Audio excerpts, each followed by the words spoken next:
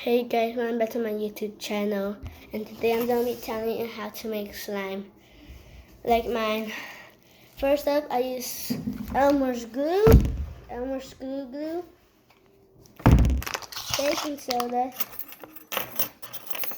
and I use this much. I'm going to use the whole thing. So if you don't have these at home, you can use like a big one, but use a little bit, just a little bit, guys.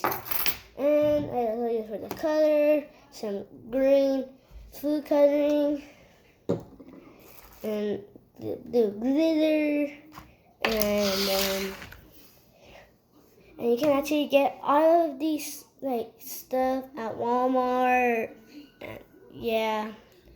So, and I also use this.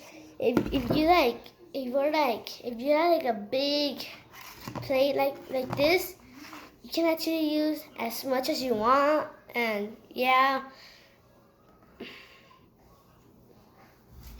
And if you see a gray subscribe button, make it red and hit the notification bell so you get notified on every single time I upload a new video. And I'll catch you all next time. Thank you so much for watching. Bye.